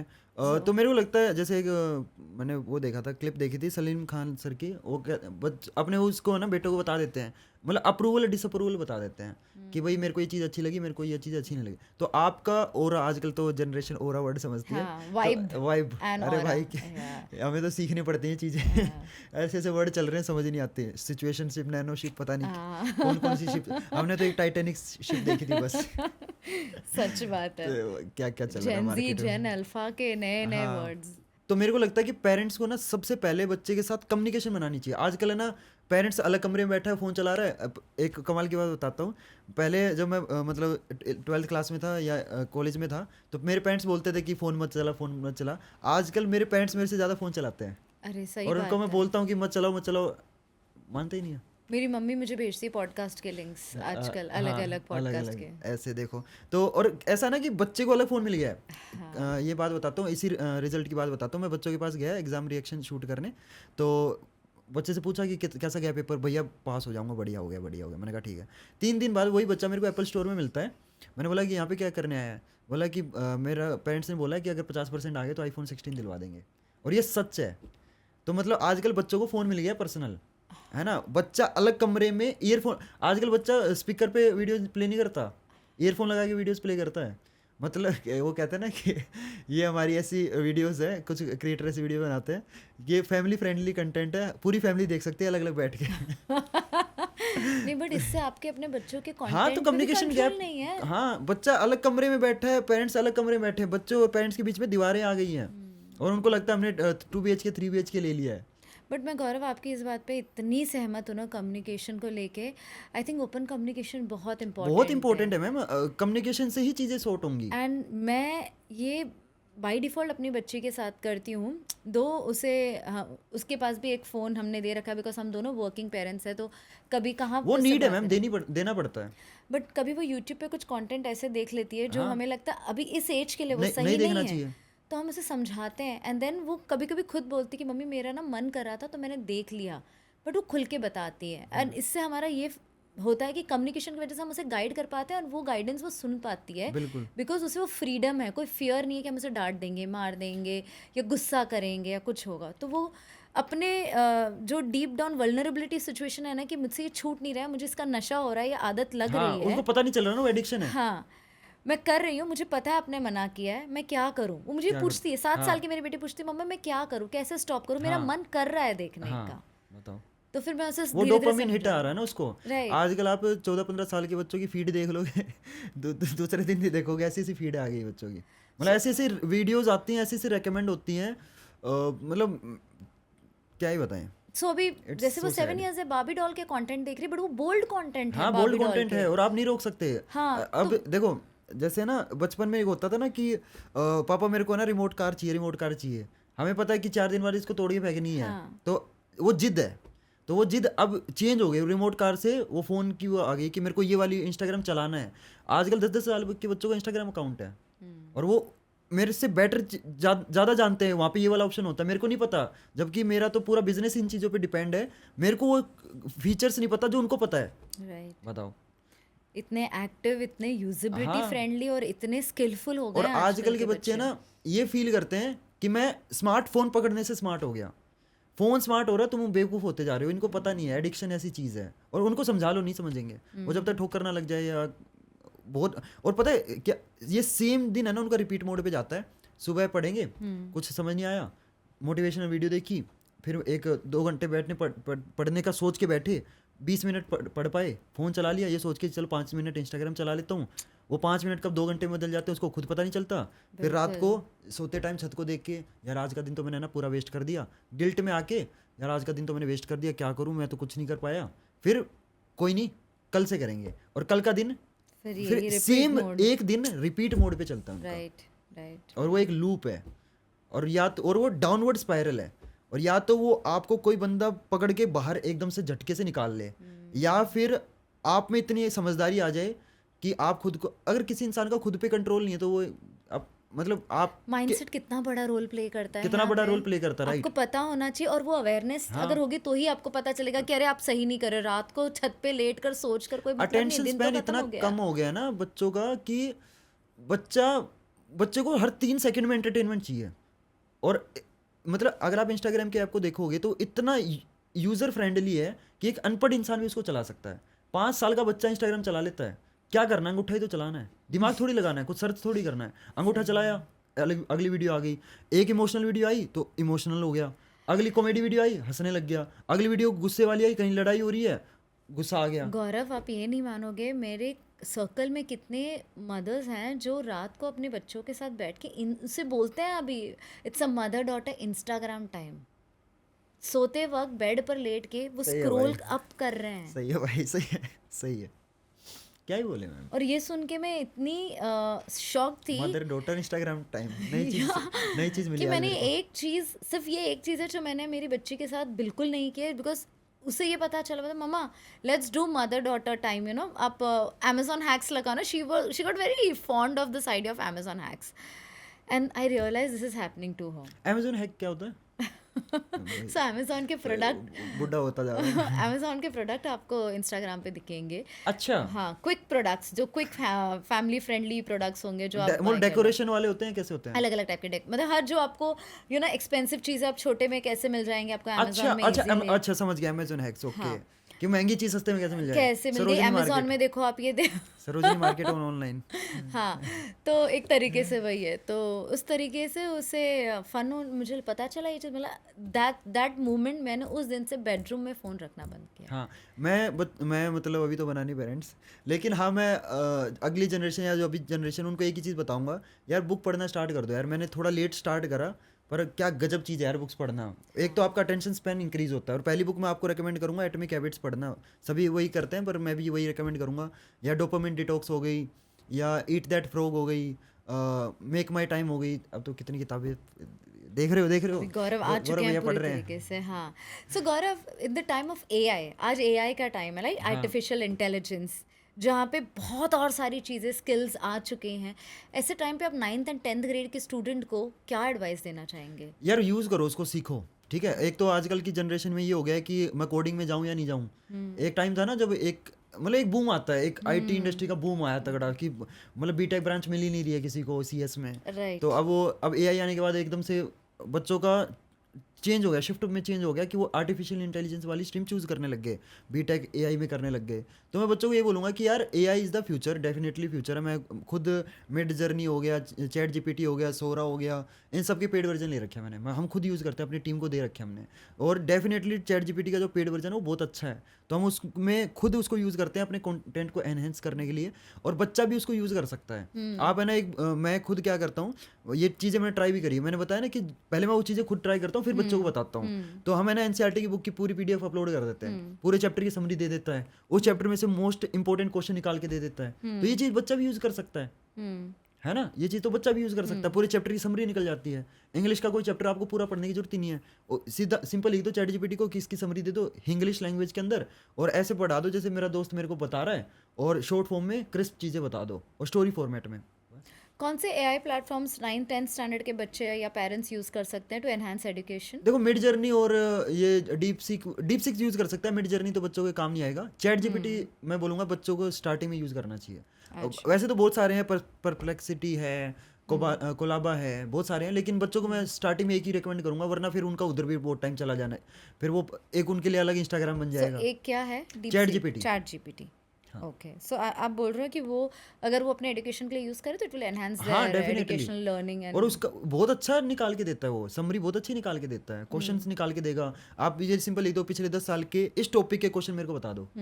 अगर आपने एक फॉर्मूला पे मास्टरी कर ली तो लिख दो कि इस फॉर्मूला के मोस्ट डिफिकल्ट क्वेश्चन निकाल के दे दो। कितनी गजब की चीज़ है। अब आपको एनसीईआरटी बुक में नहीं मिलेंगी ना ये, कितनी कमाल की चीज़ है। अगर आपको एक चैप्टर पढ़ लिया, आपको पता चल गया कि यार मेरे को ना एनसीईआरटी के क्वेश्चन मैंने सारे कर लिए इसमें, अब मेरे को इस चैप्टर के और क्वेश्चन निकाल के दो जो कहीं अवेलेबल नहीं है। आज भी बहुत सारे गौरव टीचर्स हैं जो पढ़ाते बहुत अच्छा है दिल से, बच्चों को बहुत हेल्प करते हैं ग्रो करने में, but they are still not on digital as a platform, and I advise they should be. इस रीज़न बीइंग कि आप ही जैसे लोग हैं जो बच्चों के लिए लाइफ बहुत सिंपल कर सकते बिल्कुल हैं, मैम। बिकॉज आप उस फील्ड में हो। सो आप ऐसे टीचर्स को कैसे गाइड कर सकते हैं that they can take the first step और first 5 steps to build their digital platform? सबसे पहली चीज़ है, अगर आप ऑनलाइन में पैसा कमाने के लिए आ रहे हो, क्योंकि सबको एक तो ये होता है ना कि भाई ऑनलाइन मतलब पैसा, ये तो दिमाग में चढ़ गया है। लोगों ने वीडियो बना के आज गाइस मैंने पोर्श खरीद लिया, आज मैंने BMW खरीद ली, ये देख के लोगों को ये लगता है कि ऑनलाइन में बहुत पैसा है। अगर आप ऑनलाइन में सिर्फ पैसे को देख के आ रहे हो, ठीक है, ये मैं स्टूडेंट्स को भी बोलता हूँ, या कोई भी मतलब कंटेंट जर्नी में आना चाहता है, तो भाई आप है ना नहीं चलोगे, क्योंकि it's a game of patience. ये इतने इस लेवल तक आपका यूट्यूब या इंस्टाग्राम पेशेंस मतलब टेस्ट करेगा ना कि आप नहीं कर पाओगे। आपको वो वैल्यू फॉर टाइम लगेगी नहीं वो चीज़, क्योंकि हो सकता है कि 6 महीने आपने वीडियो बनाई और हो सकता है कि उससे आपने कुछ भी पैसा ना बनाया हो, लेकिन लोग ये नहीं समझते। आज मैं खुद अपने दोस्तों को बोलता हूँ कि यूट्यूब से मैंने सबसे जो कीमती चीज़ कमाई ना वो पैसा नहीं है।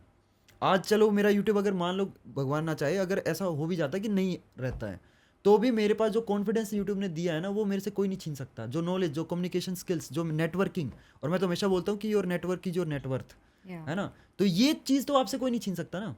अगर आपका यूट्यूब 6 महीने करने के बाद भी नहीं चलता तो आप ये मत सोचो कि 6 महीने आपने वेस्ट कर दिए। ये सोचो कि 6 महीने में आपने आप अपनी पहली वीडियो और अपने 6 महीने की वाली वीडियो कंपेयर करके देखना, आपको खुद उसमें एक अलग इंसान दिखेगा। Right. कितनी कमाल की चीज़ है। तो और मतलब मैं ये बोलता हूँ सबको कि यूट्यूब या सोशल मीडिया को ऐसे लेके चलो कि आपको मान लो ऐसे गिटार बजाना पसंद है, आपको गिटार बजा के खुशी मिलती है ना। अब गिटार बजाने के आपको पैसे भी मिल जाए तो वो सोने पे सुहागा है, लेकिन कल को अगर आपको गिटार बजाने के पैसे ना मिले तो आप दुखी नहीं होगे, क्योंकि आपको खुशी इन द एंड गिटार बजाने से मिलती है। तो आप और बहुत सारे लोग क्या सर्च करते हैं कि कौन सी कैटेगरी में सबसे ज़्यादा पैसा यूट्यूब पे, तो अब उनका मन नहीं है, वो पैसे के लिए कर रहे हैं, वो 4 दिन के बाद छोड़ देंगे। और कई लोग क्या करते हैं, ताम झाम खरीद लेंगे, मोटिवेट हो जाएंगे, अरे भाई इतना पैसा है, कैमरा खरीद लिया, लाइट्स खरीद ली, दुनिया एडिटर बैठा लिए, फिर क्या होगा, कुछ नहीं, फिर बैठेंगे वो, फिर कबाड़ में देंगे, OLX पे लिस्ट होंगी। So ये बताइए ना, फर्स्ट 5 स्टेप्स क्या करना तो पहला चाहिए? स्टेप है कि भाई जिसमें आपका इंटरेस्ट है उसी कैटेगरी में शुरू करना, उस कैटेगरी में मत जाना जिसमें ज़्यादा पैसा है। ठीक है, कि अगर आप ये सोचोगे कि इसमें पैसा तो उसमें चला जाता तो नहीं कर पाओगे। दूसरा स्टेप है कि आप ऑडियंस से कनेक्ट करना ज़्यादा मेन समझो, इंस्टेड ऑफ एल्गोरिदम चेज करने के कि उसकी ये वीडियो वायरल हो गई, अच्छा आजकल मार्केट में ये चल रहा है, ये वाला ट्रेंड चल रहा है। ये ट्रेंड है ना 4 दिन आते हैं, आया था ना कच्चा बादाम, कहाँ है वो, है ना, मेरा बचपन का प्यार भूल मत जाना रे, कहाँ है वो, राइट। तो ये ट्रेंड में जो चीज़ें, ये फ्लूक होता है, एक बार आप हो गए उसके बाद नहीं कर पाओगे। लेकिन जो ग्रोथ आपको धीरे धीरे मिलती है वो सस्टेनेबल होती है, क्योंकि आप अपने टैलेंट को बिल्ड कर रहे हो, आप टैलेंट के बेसिस पे वहाँ पे पहुँचे हो। आप बस आपको एकदम से वो चीज़ मिल गई जो आप डिजर्व नहीं करते तो आप संभाल भी नहीं पाओगे। तो आप दूसरा चीज़ ये है कि धीरे स्लो ग्रोथ पे फोकस करो रादर देन कोई शॉर्टकट अपनाने के।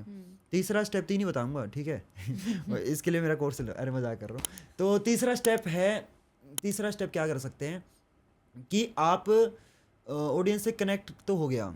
तीसरा स्टेप ये है कि आप जब एक लेवल पे पहुंच जाएं, और वो लेवल क्या है डिफाइन करूं, उसकी डेफिनेशन क्या है, तो 1 लाख फॉलोवर या 1 लाख सब्सक्राइबर जब आप पहुंच जाएं तब तक आप पैसा कमाने पे फोकस ना करें। आप पहले अपनी एक अपनी ऑडियंस बिल्ड करने पे फोकस करें जो आपको पसंद करती है, और पर्सनल कनेक्ट बनाना बहुत ज़रूरी है। ऐसा ना हो कि सिर्फ वो कंटेंट, आपको न्यूज़ एंकर नहीं बनना। न्यूज़ एंकर क्या होता है कि भाई मेरे को वहाँ पे कहाँ पे प्लेन गिरा वो न्यूज़ बता दो, उससे फ़र्क नहीं पड़ता कि मेरे को न्यूज़ कौन बता रहा है, राइट। वो इन्फॉर्मेशन इतनी इंपॉर्टेंट ना हो जाए कि वो आप से हट जाए, वो कि वो न्यूज़ कोई भी बता दे चल जाएगा। हमें न्यूज़ इस एंकर की सुननी है, वहाँ पे आप ब्रांड बनोगे। आप समझ रहे हो कि पर्सनल, कि मेरे को बात ये वाली चीज़, अगर मेरे को किसी फिटनेस वाली चीज़ देखनी है तो सिर्फ मेरे को कोई भी बता दे वो नहीं चलेगा, मेरे को इस बंदे से फिटनेस की बातें सुननी है। जब आप पर्सनली वो चीज़ों को इंटीग्रेट करोगे ना तब आप ब्रांड बनोगे। और 1 लाख तक है ना, मतलब पैसे पे फोकस ना करके ब्रांड बिल्डिंग पे फोकस करना। और यूट्यूब का मेरे को तो सबसे बेस्ट मॉडल ये लगता है कि आपकी वीडियो 1000 लोगों तक भेजेगा, ठीक है, उसमें से 100 लोग क्लिक करेंगे, 4 लोग सब्सक्राइब करेंगे, तो 1000 में से 4 लोगों ने सब्सक्राइब करा, तो 996 लोग वो हट गए आपकी फीड से, जिनको आपका कंटेंट पसंद नहीं है। 4 लोग आपके जुड़े, फिर अगली वीडियो से 40 जुड़ेंगे, ऐसे जोड़ते जोड़ते वो आपने वो कम्युनिटी बना ली जो आपको पसंद करते हैं। जो आपको पसंद नहीं करते वो तो फिल्टर आउट होते गए ना। राइट। कितनी कमाल की चीज़ है। सो अगर किसी को एजुकेशन कंटेंट में कंटेंट क्रिएटर बनना है तो किस चीज़ पे फोकस करना चाहिए? कौन सा कंटेंट है जो वायरलिटी क्रिएट कर सकता है? वायरलिटी क्रिएट कर सकता है, देखो मेरे को लगता है कि वायरलिटी मतलब अगर आप रो हो ना, अगर आप रियल बातें कर रहे हो, अगर आप बनावटी बातें करोगे तो नहीं चलोगे। बनावटी बातें तो मेरे को लगता है बहुत ज़्यादा हो गई। ऐसा होता है ना कि ये बात बोल दूंगा तो ये हो जाएगा, ये बोल दूंगा तो ये हो जाएगा, वो तो कभी नहीं चलता। मेरे को लगता है in the end audience real लोगों से ज़्यादा कनेक्ट करती है। शायद मेरा ग्रोथ का यही रीज़न रहा कि मैं बिल्कुल, कहते हैं ना मुंह फट बोलते हैं, या बिल्कुल जो दिल में है वो बोल दिया। मेरे को जोक दिमाग में आता है मैं जोक बोल देता हूँ, मैं गुस्सा आता तो मैं गुस्सा दिखा देता हूँ, मैं बिल्कुल रियल हूँ। तो जैसे आप हो, अगर आप कैमरे पे आने के बाद आपकी पर्सनैलिटी चेंज हो रही है तो आप नहीं चलोगे, तो आप वायरलिटी नहीं आएगी। हो सकता है कुछ वीडियो आप मतलब शॉर्टकट अप्लाई करके ट्रेंड का इस्तेमाल करके हो जाओ, लेकिन एक तो बहुत सारे लोग ये सोचते हैं कि मेरी पहली वीडियो वायरल होगी तो मेरी सारी वीडियो वायरल होंगी, बट ऐसा नहीं होता, ऐसा नहीं होता। आप रो रहो, रियल रहो, और बिल्कुल ग्राउंड प्रॉब्लम सोल्व करने पे फोकस करो। बच्चों से बात करो। मैं आज तक ये चीज़ फॉलो करता हूँ, मैं डेली 2 बच्चों से बात करता हूँ फ़ोन पे। सो गौरव ये बताइए अभी कि we were at parents teacher meeting right, और we PTM were at we were at PTM and उसी को पेरेंट टीचर जोड़ते मीटिंग में मत ले जाओ यार, मुश्किल से छोड़िए। नहीं, मैं एआई से पीटीएम पे आना चाह रही हूँ। तो मैं ये पूछना चाहती कि आजकल के बच्चों को ना हर चीज़ में फ़न एलिमेंट चाहिए होता है। हाँ। आप अपने एजुकेशन को इंटरेस्टिंग कैसे बनाते हैं? अरे मेरे को बच्चों ने जोक लिखने सिखाए हैं, जोक बोलने सिखाए हैं बच्चों ने। बच्चों पहले मैं इतना नहीं था ना कॉन्फिडेंट था ना। अब ऐसा होता है कि मैं अगर किसी 1 मिनट के अंदर अगर मेरा एक जोक क्रिएट नहीं हो रहा ना, तो ऐसा लगता है कि क्या हो रहा है ये। अब इनबिल्ट आ गया ना वो, मतलब क्या बोलते हैं उसको, on the spot on the joke, spot, वो हो गया है कि हर चीज़ में जोक निकल जाता है मेरा। प्रो हो गए हो आप हाँ, मतलब प्रो हो अब। गया हूँ मैं बिल्कुल। अब ये बताइए online versus offline education system का एक बहुत बड़ा इम्बैलेंस हो रहा है कहीं ना कहीं, एंड बहुत सारे अच्छे, जैसे आप एक as a teacher online available हो गए, स्पेनिश क्लासेस ऑनलाइन आ गए, कथक क्लासेस ऑनलाइन आ योगा गए क्लासेस, हैं। योगा तक आ योगा गया। तो काफ़ी टाइम से था फिर भी, बट मतलब योगा तो रामदेव बाबा जी के टाइम से ऑनलाइन पे। सिर्फ टीवी पे आ गए हाँ। हैं। सो वो एंड आपको सर्टिफिकेशन मिलने लग गया सब हाँ हाँ चीज़ों का। बिल्कुल। तो हाउ डू यू नो कि कौन सी चीज़ सही है आज के तारीख में हमारे बच्चे के लिए? दोनों ही चलेंगी मैम। मैं देखो ये बताता हूँ, जैसे जब जोमेटो आया तो इसका मतलब ये नहीं कि आपके रेस्टोरेंट के बिजनेस बंद हो गए, है ना। या फिर ओला उबर आया तो ऐसा नहीं कि टैक्सी ऑटो वाला का बिल्कुल ही, अब हम टैक्सी ऐसे बुलाते नहीं हैं। तो मेरे को लगता है कि ऑनलाइन और ऑफलाइन, जब अमेजन आया तो इसका मतलब ये नहीं कि जो हमारे किराने वाली दुकान है ये बंद हो गई, ऐसा नहीं है। तो जब ऑनलाइन आया इसका मतलब ये नहीं कि हमारे ऑफलाइन स्कूल बंद हो जाएंगे। दोनों चीज़ें हैंड इन हैंड चलेंगी। अगर मान लो कोई लड़की है पटना में है, ठीक है, और उसके पेरेंट्स उतने सक्षम नहीं है कि उसको कोटा भेज सके, या उनके मन में ये है कि लड़की को मैं कोटा भेजूं या नहीं भेजूं, ये थॉट है। हालांकि ये थॉट नहीं होना चाहिए, लेकिन अगर ये थॉट है तो अब उस वो लड़की तो ये सोचेगी यार मैं तो अब घर बैठ के कोटा के टीचर से या जो इंडिया के जो बेस्ट टीचर उनसे तो पढ़ ही नहीं सकती ना, मेरे पास मैं फाइनेंशियली उतनी वो हूँ, है ना। अब ऑफलाइन में जाओगे तो आप बहुत फीस लगती है, 2-2 लाख रुपए फीस लगती है आईआईटी की तैयारी करने के लिए। तो अब वो लड़की घर पे बैठ के ऑनलाइन के थ्रू, घर पे बैठ के, बिना कोई उसका मतलब पीजी का रेंट, बिना उसका ट्रैवल एक्सपेंस, और ऊपर से ये कि पेरेंट्स को भी मतलब इन द मतलब माइंड में ये है कि चलो हमारी बेटी घर पे है ना, वो एक सिक्योरिटी मिल गई, ठीक है, कि अब जो बच्चा दिखता रहता है तो पेरेंट्स को थोड़ा रहता है। तो अब वही लड़की घर पे बैठ के 5,000 रुपये में कोटा के टीचर से पढ़ सकती है। तो इससे बढ़िया बट चीज़ क्या हो पता सकती कैसे है चले बच्चा पढ़ रहा है कि नहीं पढ़ रहा है? यार? वो तो है ना, कम्युनिकेशन से ही होगा। मतलब बच्चे को थोड़ा चेक, देखो जिसको पढ़ना होता है ना वो पढ़ लेता है, जिसको नहीं पढ़ना ना वो ऑफलाइन में भी नहीं पढ़ता, मेरा तो ये मानना है। ओके, क्योंकि अब हमने सिंस अगर आप मतलब बच्चे को बेवकूफ़ बनाना हो ना पेरेंट्स को, तो बच्चा बना देता है आज के टाइम पे। जैसे कि अभी हम एडटेक की बात कर रहे हैं, एंड आपने बोला भी कि online is a very good medium of education, ma'am. तो बायजूस के फेल होने का रीज़न क्या था? देखो जब कोई कंपनी, मैं यहाँ पे सिर्फ बायजूस का नाम नहीं लूँगा, बहुत सारी कंपनियाँ हैं ऐसा करती हैं, या कोई भी कंपनी इन फ्यूचर बायजूस जैसी अगर थिंकिंग लेके आएगी तो वो भी फेल होगी। तो अगर आप देखो, पहले क्या होता ना, जब गुरुकुल सिस्टम था या आज से महाभारत के टाइम पे क्या होता था कि टीचर बच्चों को पढ़ाता था, बच्चा गुरु दक्षिणा देता था। आजकल क्या हो गया है, वो टीचर को इस बेसिस पे जज किया जाता है, किसी गुरुकुल को इस बेसिस पे जज किया जाता है कि भाई उस गुरुकुल में ना बहुत ज़्यादा गुरु दक्षिणा मिलती है। गुरु दक्षिणा का बिजनेस हो गया कि इस कंपनी की वैल्यूएशन इतनी है। एक तरीके से इसका मतलब यही है ना कि भाई यहाँ पे इस गुरुकुल में जो टीचर्स हैं इनको इतनी ज़्यादा गुरु दक्षिणा मिलती है। तो जब आप गुरु दक्षिणा का बिजनेस बनाओगे तो वो कभी चल ही नहीं पाओगे। शिक्षा एक, मैं तो मानता हूँ कि सरस्वती का मंदिर होता है टेक, है ना। मैं तो घर में भी इसी तरीके से लेके चलता हूँ चीज़ों को कि आप सरस्वती के मंदिर में, अगर आप सरस्वती और लक्ष्मी कभी साथ में नहीं आ सकते। अगर आप मिक्स करोगे ना तो मतलब या तो आप ओवर मत करो यार, मतलब ऐसा नहीं है कि जो चीज़ आप 5,000 रुपये में दे सकते हो वो आप 50,000 रुपये चार्ज कर रहे हो। और वो फियर सेलिंग करते थे मेरे, मतलब यूट्यूब पे बहुत सारी वीडियोज डली हुई हैं। उनके एम्प्लॉयज़ क्या करते हैं, 8th क्लास का बच्चा है, ठीक है, उनको पेरेंट्स के साथ बिठा लेंगे, ठीक है, और गूगल मीट चल रही है, और 8th क्लास के बच्चे से अगर आप ऑब्वियस सी बात है 9th क्लास का क्वेश्चन पूछोगे तो कितना भी बढ़िया 8th क्लास का स्टूडेंट हो, वो जवाब नहीं दे पाएगा।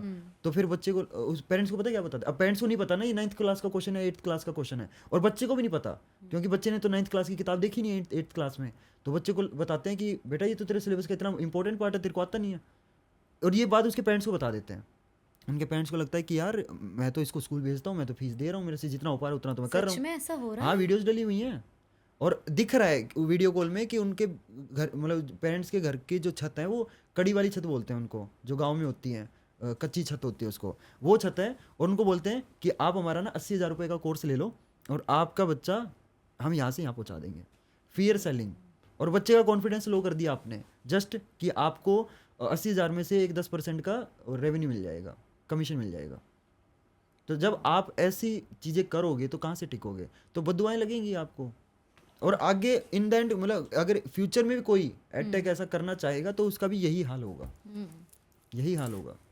तो आपको, मतलब ठीक है यार, मैं ये नहीं बोल रहा देखो कि आप फ्री में पढ़ाने लग जाओ। अगर आप कोई, मेरा मानना ये है कि अगर आप किसी चीज़ में बेस्ट हो, never do it for free. लेकिन आप इतना भी एक्सपेंसिव मत कर दो, इतना भी ओवर चार्ज मत कर दो कि एथिक भूल जाओ, आप एथिक्स भूल जाओ। तो अगर आपको पता है कि यार मतलब मेरे ये चीज़, मेरा खर्चा इसमें 2,000 रुपये है, तो आप 2,500 मांग लो, 3,000 मांग लो, 4,000 मांग लो, जिसको जिस हिसाब से मांगना है। लेकिन 2,000 वाली चीज़ अगर आप 20,000 की बेचोगे तो कहाँ से, ठीक है। सो एक फ्यू, इनफैक्ट एक नहीं बोलूँगी, फ्यू पार्टिंग क्वेश्चंस गौरव। आपकी एग्जैक्ट साइकोलॉजिकल अप्रोच क्या होती है अपने स्टूडेंट्स को पढ़ाने की? कि हर चीज़ को ईजी कर दो, हर चीज़। मैं पहले बच्चों को ना 10th क्लास का सबसे मुश्किल चैप्टर लगता है ट्रिग्नोमेट्री, और मेरी पहली लाइन ये होती है, बच्चों आज पूरे सिलेबस का सबसे इजी चैप्टर शुरू करेंगे ट्रिग्नोमेट्री, वहाँ से कॉन्फिडेंस। और अपनी नोटबुक पे ना स्टार्ट करते ही यहाँ पे लिख लो कि इस चैप्टर में तुम्हारे 100 में से 100 नंबर आएंगे। कॉन्फिडेंस, बस कॉन्फिडेंस बिल्ड करता हूँ मैं, और उनको चीज़ें ईजी करके बताता हूँ मैं कि जितना। और मैं मैथ है ना, बहुत सारे बच्चे सोचते हैं कि भैया ट्रिग्नोमेट्री हमारी लाइफ में कहाँ काम आती है। मैं उनको चैप्टर पढ़ाते पढ़ाते उनको एग्जाम्पल के थ्रू बताता हूँ कि जो तुम्हारा फ़ोन है ना, इसके अंदर भी ट्रिग्नोमेट्री यूज़ हो रही है, ये जो कैमरा है इसके अंदर भी ट्रिग्नोमेट्री यूज़ हो रही है। जो तुम्हें पता चलता है ना कि हम रॉकेट भेजते हैं, मून पे लैंडिंग होगी, चंद्रयान भेजा है, तो वो कितने टाइम में कब लैंड होगा, उसके अंदर भी ट्रिग्नोमेट्री है। तो हो सकता है तुम कल को किसी ऐसे प्रोफेशन में चले जाओ जहाँ पे ट्रिग्नोमेट्री यूज़ ना हो, तो तुम ये नहीं बोल सकते कि स्कूल में जो पढ़ाया गया वो वेस्ट है, वो काम का था, बस आपने उस फील्ड में करियर चूज नहीं करा। अगर आप प्रिंट इंजीनियरिंग करोगे और आप कोडिंग में चले जाओगे, आपको नहीं लगता लेकिन ये चीज़ हमारे एजुकेशन सिस्टम में चेंज हाँ होनी तो चाहिए? बनाओ ना मेरे को एजुकेशन मिनिस्टर। सिंप्लीफाई करने की ज़रूरत है। बिल्कुल मैम, ज़रूरत है, बिल्कुल ज़रूरत है। हम सिंप्लीफाई ना करके, और जो ब्रेन कॉम्प्लिकेटेड कर देते हर हैं। दिन डेवलप हो रहा है उसको ट्रिग्नोमेट्री। हाँ, ट्रिग्नोमेट्री। क्यों? हाँ, अगर आप पिछले जो पुरानी एनसीईआरटी की बुक है उसकी लैंग्वेज देखोगे, ऐसे ऐसे वर्ड है जिनका मीनिंग बहुत सिंपल है। मैं तो आज भी ना देखना चाहूँ ट्रिग्नोमेट्री। तो लेकिन मीनिंग बहुत सिंपल है, लेकिन उसको इतना कॉम्प्लेक्स कर देते हैं। एंड वहीं पे जब हमारी बुक्स आती हैं तो हम उन्हीं चीज़ों को सिंपल कर देते हैं। तो एनसीईआरटी जब तक मुश्किल रहेगी, हमारी बुक बिकती रहेंगी। ऐसा आप एक एडवाइस जो हर स्टूडेंट को देना चाहे और एक एडवाइस हर पेरेंट को देना चाहे? स्टूडेंट को एडवाइस, मतलब दोनों आपस में बातें करो यार, दोनों को यही एडवाइस है। तो कॉमन एडवाइस हो गया, हमने बहुत बार सुन लिया। इंडिपेंडेंट कुछ एडवाइस? स्टूडेंट्स को यही दूंगा कि आपकी संगत बहुत मैटर करती है स्टूडेंट्स के हिसाब से। अगर आप, मैं ये नहीं बोल रहा कि फर्स्ट बेंचर के साथ बैठने लग जाओ, मैं भी बैक बेंचर था, लेकिन बैक बेंचर, हमारी क्लास में ना एक चीज़ बहुत अच्छी हुई कि इंटेलिजेंट स्टूडेंट्स का अलग ग्रुप बना दिया और जो बिलो एवरेज थे उनका अलग ग्रुप बना दिया। तो हमारी क्लास में जो बैक बेंचर थे ना, उनके भी 95% मार्क्स आए हुए हैं। तो संगत, ये स्कूल ने बहुत अच्छी अप्रोच रखी कि जो इंटेलिजेंट बच्चे इंटेलिजेंट बच्चों के साथ ही रहेंगे, उनका कंपटीशन ही हाई हो गया। तो ऑब्वियसली बात है, उनको अलग फील होगा कि यार क्लास में तो सारे बच्चे ऐसे हैं। अगर उनके थोड़े से नंबर कम आएंगे ना तो उनको फील होगा। तो आपकी संगत मैटर करती है, क्योंकि कहते हैं ना कि you are the average of 5 people around you, right. तो अगर आप मतलब ऐसे बच्चों के साथ रहोगे कि यार मैं तो पढ़ता हूँ, अगर वो ऐसी बातें कर रहे हैं आपके ग्रुप में कि भैया मैं मतलब यार दोस्त को बताते ना कि मैं तो पढ़ता हूँ, मेरे तो कुछ नहीं हो रहा, तो 4 दिन के बाद आप भी वैसी ही बातें करने लग जाओगे, राइट। आप हसलर्स के साथ रहो। क्लास में ऐसे बच्चे भी होंगे ना जो यार ये लड़का तो अच्छा पढ़ता है यार, ये तो, उसके साथ रहोगे आपका दिमाग भी अच्छा चलने लग जाएगा। तो स्टूडेंट्स को मैं ये बोलूँगा, और तो क्या ही कर सकते हो, डिसिप्लिन और ये सब तो बहुत कॉमन चीज़ें हैं। तो अपनी संगत इंप्रूव कर लो, अपने आप इंप्रूव हो जाओगे। कि अगर आप जो लोग चल रहे हैं, भाग रहे हैं, अगर आप उनके बीच में भी खड़े हो जाओगे ना, तो धक्के लग लग के थोड़ा बहुत तो आपको भी चलना आ ही जाएगा।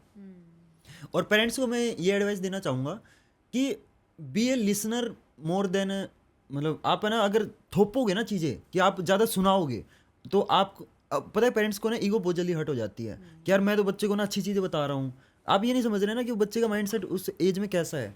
तो आप है ना लिसनर बनो, पहले बच्चे की चीज़ें सुनो, ठीक है, आपको उन्हीं में से ना बच्चे की मेंटलिटी समझ में आ जाएगी कि इस बच्चे को कैसे समझाना है।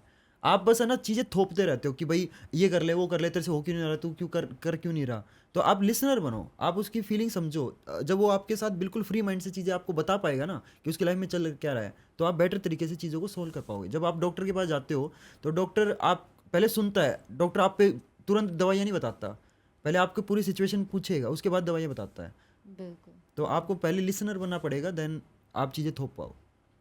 So thank you, Gaurav. Thanks for your time. That was Gaurav Sutar with us, founder of Toppers Clan. This was completely raw, unfiltered, and authentic conversation. So watch it till the end, as I am saying, because there's so much to learn for parents, teachers, beginners, and content creators as well. और मैं बच्चों को ये चीज़ बोलना चाहूँगा कि अगर कोई बच्चा इस पॉडकास्ट को देख रहा है तो प्लीज़ आप इस पॉडकास्ट को अपने पेरेंट्स को शेयर करना, एंड अगर कोई पेरेंट्स इस पॉडकास्ट को देख रहा है तो प्लीज़ अपने बच्चों को शेयर करना, दोनों को फ़ायदा होगा। एंड मैम आपसे बात करके और मतलब बहुत अच्छा लगा। Thank you very much, Gaurav. Thanks for your time. Thank you ma'am.